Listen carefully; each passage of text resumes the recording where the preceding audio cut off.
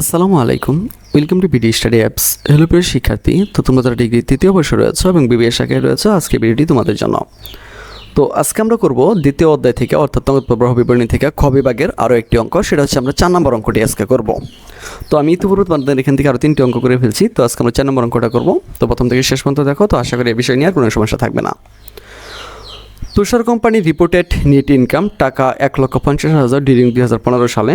Account receivable increase by 13,000 টাকা and account payable, মানে account receivable হচ্ছে প্রাপ্য হিসাব বা প্রাপ্য সম্পত্তি, আর অ্যাকাউন্ট পেয়েবল হইতেছে মানে দেনাদার বা পাওনাদার। ঠিক আছে, পেয়েবল মানে কি পাওনাদার।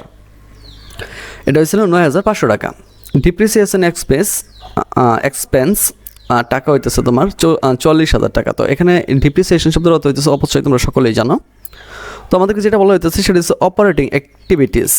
অপারেটিং শব্দের অর্থ হইতেছে অ্যাক্টিভিটিস হইতেছে তোমার হইতেছে পরিচালন খরচ। তো পরিচালন খরচটা তোমাকে এখানে দেখাইতে বলছে। তো আমরা যেটা করবো লিখব Tushar company cash flow statement for the year ended 31 December 2015। পরে লিখবো আমরা অ্যাকাউন্ট টাইটেল টাকা।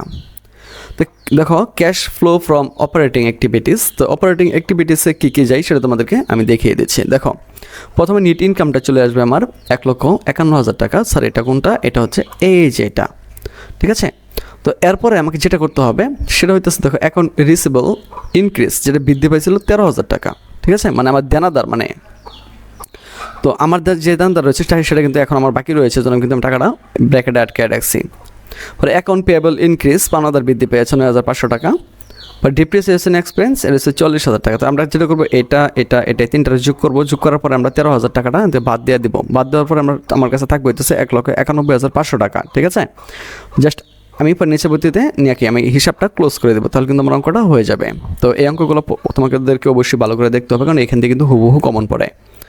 তো আশা করি বিষয়টি তোমরা বুঝতে পেরেছ।